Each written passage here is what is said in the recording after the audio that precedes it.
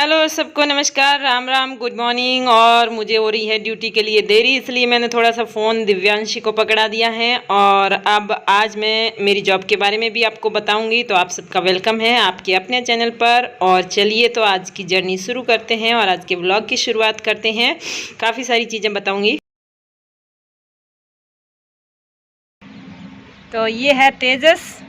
मैं आई थी ऊपर वीडियो बनाने, मुझे लगा ये नीचे टीवी देख रहे हैं, मैं वीडियो बना दूं, तो ये आ गया ऊपर पीछे पीछे। तो मैंने कहा आज इसको भी पकड़ लेते हैं। ज़्यादातर ये हमारी पकड़ में आता नहीं है, या टीवी में बिज़ी होता है, या खेलने में बिज़ी होता है, या खाने में बिज़ी होता है।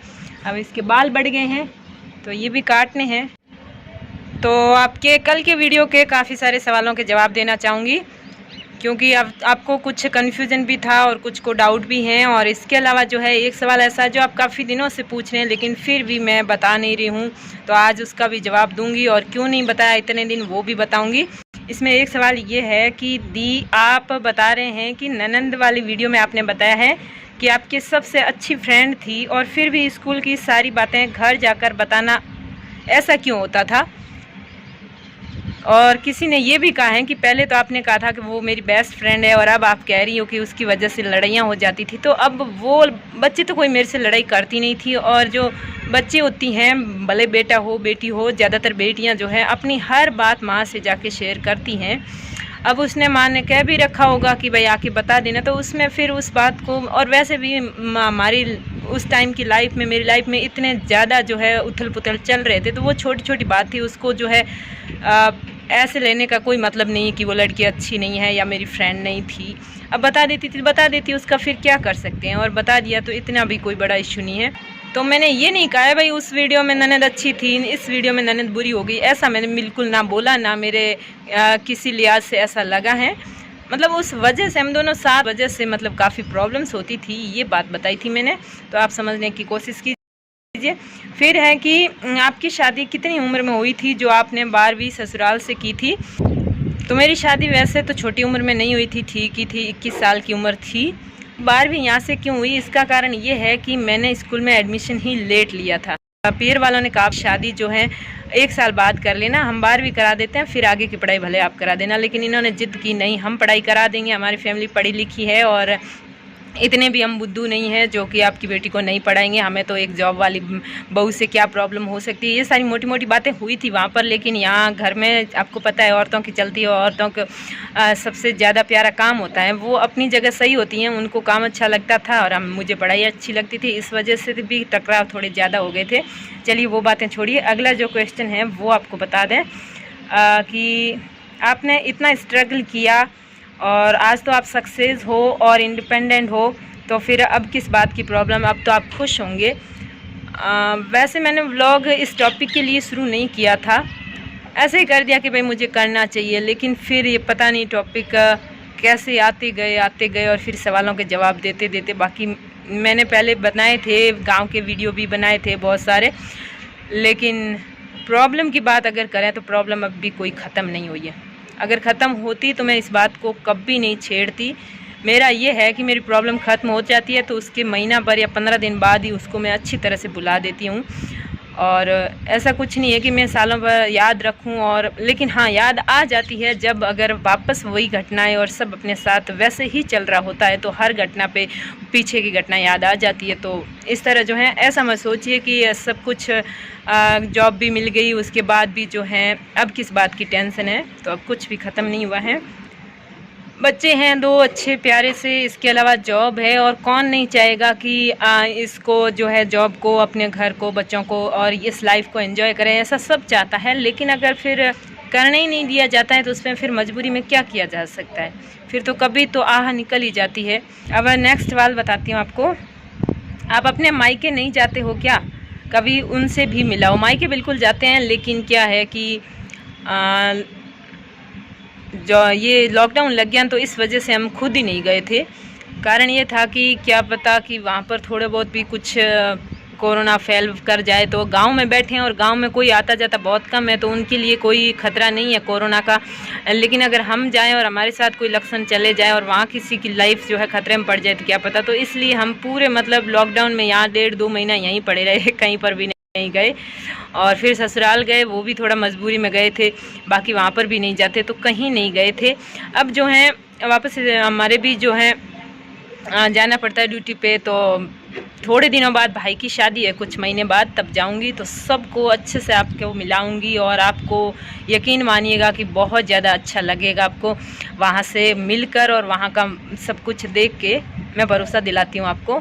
और किसी ने ये रिक्वेस्ट भी की है कि अगले व्लॉग में आप अपनी शादी की एल्बम भी दिखाना। तो आपको सही बता दूं कि एल्बम मेरे पास नहीं है, वहीं है गांव में। और वहाँ मैंने बच्चों को 1-2 बार बोला था, मैंने कहा तुम्हारे दादाजी आए तो तुम बोलना अंदर से जो है एल्बम लेना है, तो बच्चे भूल गए।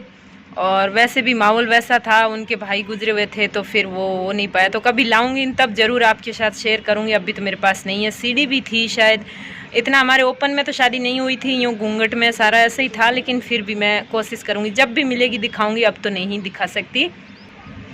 कल वाले व्लॉग का एक बहुत ही जो है कॉमन सवाल, मतलब 2-3 जनों ने पूछ लिया है कि दी शादी के बाद भी आपके ससुराल वालों ने पढ़ाई करवाई, और इसका मतलब है कि आपके ससुराल वाले बहुत सपोर्टिव और अच्छे थे, और मैंने शादी के बाद अपनी पढ़ाई की बात की तो मुझे चुप करा दिया गया।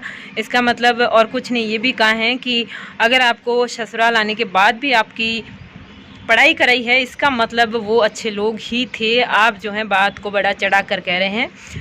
तो देखिए, पहले तो मैंने आपको बता दिया कि शादी करी तब भी शर्त रखी गई थी कि पढ़ाई आप पूरी कराओ तो ही अभी कराएं, नहीं तो मेरे मम्मी पापा ने कहा हम तो अपनी पढ़ाई पूरी करा के फिर ही शादी कराएंगे।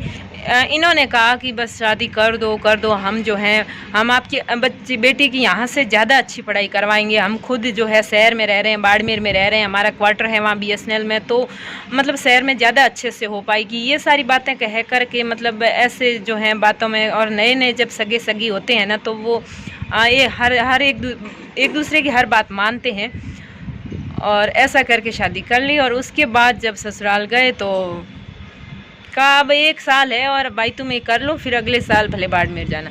और जब जो है जब तक 12वीं होते होते 1 साल बीत गया, तब तक जो है सिचुएशन इतनी ज़्यादा ख़राब हो गई थी।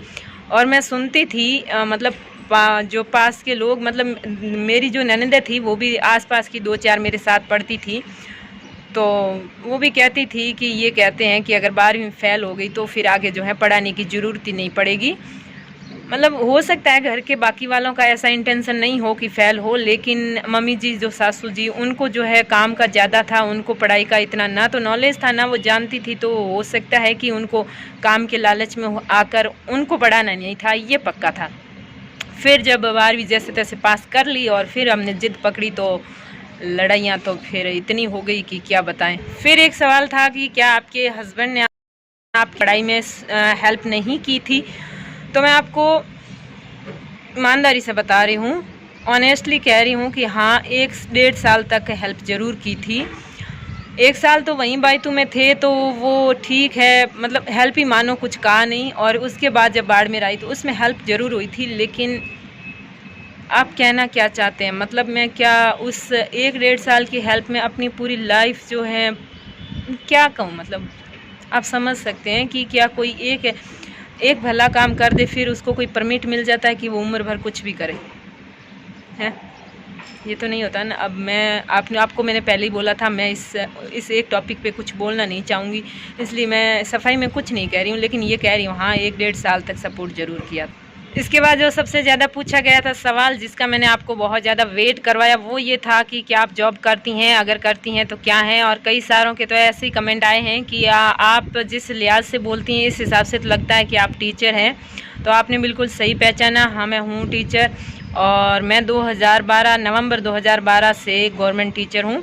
और ये बात मैं बताई इसलिए नहीं थी क्योंकि मुझे थोड़ा ये पता करना था कि जो गवर्नमेंट जॉब में जो गवर्नमेंट कर्मचारी होते हैं या फिर जो टीचर होते हैं, क्या वो यूट्यूब पे काम कर सकते हैं कि नहीं कर सकते हैं। इस बारे में मैं काफ़ी कंफ्यूज थी, और फिर जो है मैंने कहा पूरी बातें क्लियर उसके बाद ही बताते हैं, कहीं ऐसा ना हो कि मैं आपको बता दूं उसके बाद कुछ ऐसा नियम आए कि नहीं आप यूट्यूब नहीं चला सकते, ऐसा पता चले तो फिर बंद करना पड़े। उससे अच्छा है उससे पहले ही चुपचाप बंद कर देना, कुछ बताएं कि क्या थे, टीचर थे, बंद कर देते।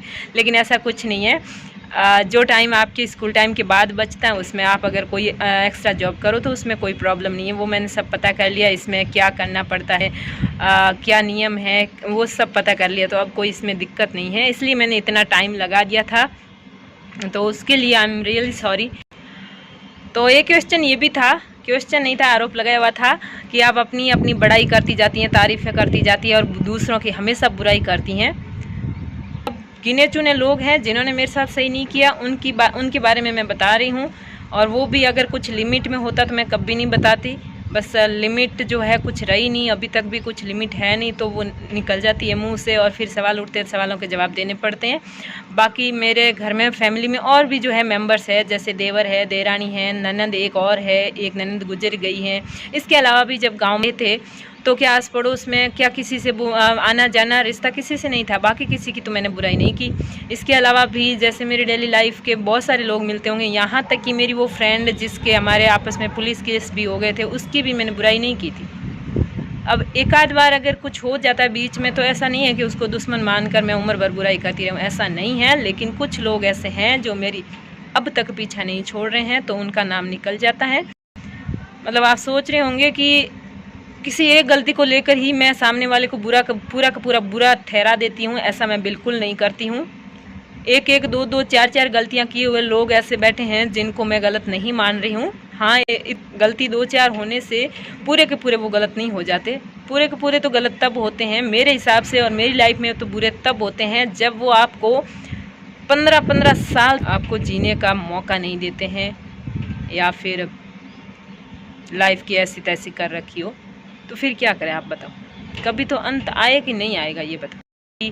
मेरे आसपास के जो ससुराल वाले थे वहाँ पर बायतू किसी की मैंने नहीं की, किसी से प्रॉब्लम ही नहीं थी, ना उनको थी, ना मैंने कभी किसी के मुंह से सुना कि किसी ने मेरे बारे में कुछ कहा हो। तो मैं क्यों किसी से दुश्मनी लूँ। मेरे देवर देवरानी है, हमारी बहुत अच्छी बनती है, ना कोई प्रॉब्लम नहीं है, बहुत अच्छे हैं। और एक बड़ी ननंद भी है, तो जिनके बारे में प्रॉब्लम नहीं है उनके बारे में मैं बुराई नहीं करती। तो आपके काफ़ी सारे सवालों के जवाब मिल गए हैं और आगे भी मैं देने की कोशिश करूंगी। तो आज के लिए इतना ही। और हाँ, आप चैनल सब्सक्राइब कर लीजिए अगर आप मेरे साथ जुड़ना चाहते हैं और आपको ब्लॉग अच्छे लगते हैं तो। बाकी वीडियो अच्छा लगा है तो लाइक ज़रूर कीजिएगा। Thank you.